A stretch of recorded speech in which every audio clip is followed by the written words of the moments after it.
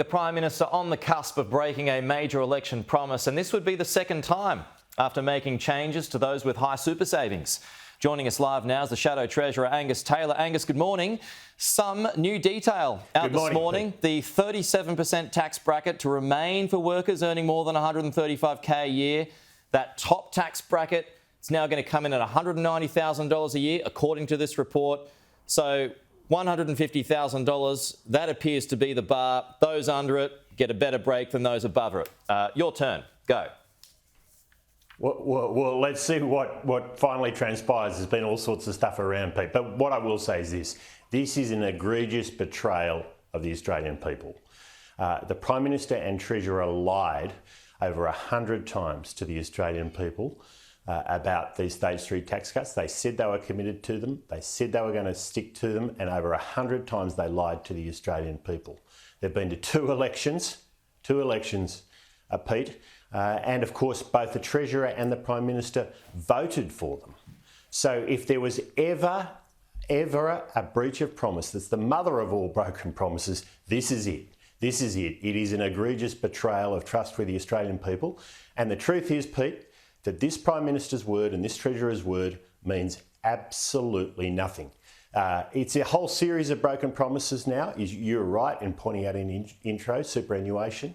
But we've seen them, there's no way they're going to deliver their promise on the $275 electricity price reduction, franking credits they've been going after, and so on. And we've got an economy right now where inflation is rampant. It has shuddered to a halt. The only thing driving it is immigration. And the government thinks that the way to do this is to whack more tax on people who are going hard, who are trying to make ends meet, and frankly, who are struggling right now. Is an amendment still a broken promise? Oh, Pete, come on. This is, I mean, there was no ambiguity about the Prime Minister's position on this. Over 100 times between him and the Treasurer. It's a straight out lie over 100 times.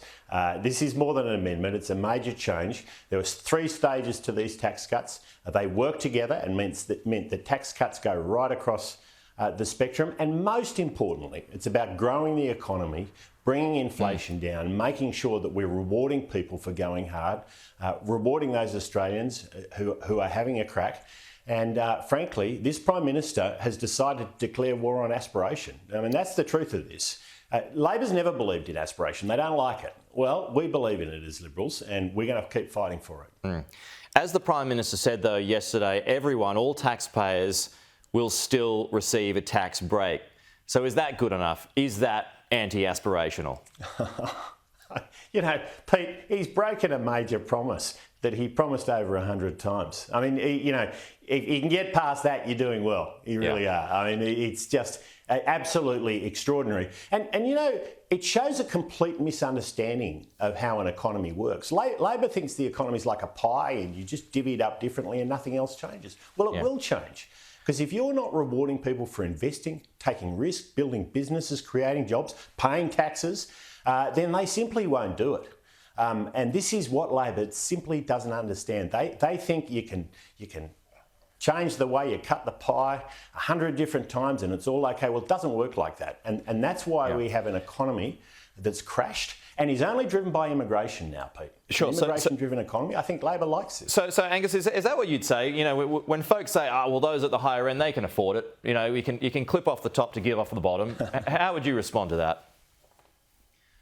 Yeah, I mean, the truth that, I'd make several comments about it. The first is it's the stage 3 tax cuts. There've been stage 1 and 2, which was all about bringing down tax cuts across the board. Yeah. The purpose of this whole package was to say to people, if you go hard across any likely tax bracket you're going to end up with, despite inflation, rampant inflation as we've seen in the last 18 months, you can know that you're going to keep 70 cents in the dollar. So why do you do that, Pete? You do it so people have a crack. You do it so people make investments. You do it so people create jobs. You do it so people take risks. That's the whole purpose of the exercise. Labor's decided to walk away from that. They used to be a party of aspiration under Hawke and Keating. They're not under Albanese. This guy, he's so desperate, he's prepared to trash a commitment he made 100 times and turned each of those 100 commitments by him and the Treasurer into lies. Yeah, I mean, is it class warfare? We've already talked about this change, and then you've got the other change as well relating to the high super accounts. Is this a return to class warfare? Absolutely it is. And you don't beat inflation in a slow economy with class warfare. We learnt this. This is one of the great lessons of history. In the 70s and 80s, I grew up at that time. I saw people thinking that was how you beat inflation in a slow economy. It's not, Pete. We learnt the lesson of this, but Albanese didn't learn it. He was too busy learning about Marxist economics. And this guy, he is, has no comprehension of what drives an economy. And that's why he's prepared to lie that many times. Okay. That's why he's prepared to betray the Australian people. I don't know if you can answer this in 30 seconds, Angus, but we remain a progressive tax system with some of the highest personal tax rates in the world. The stage 3 cuts were designed to simplify it all. So if it is reversed, what does that do to bracket creep? What does that do to productivity? Well, it's exactly right. Certainly what's very clear is it says to Australians, if you work hard and have a crack, the government's going to take more from you. I mean, so if that's ever an incentive for people, or a disincentive for people to have a go, Labor's done it unbelievably well. And ultimately it is class warfare. It is a war on aspiration, and Labor's happy to go down this path. They love to divide the Australian people. They tried to do it last year with the referendum. They're going to try and do it this year with their new class war.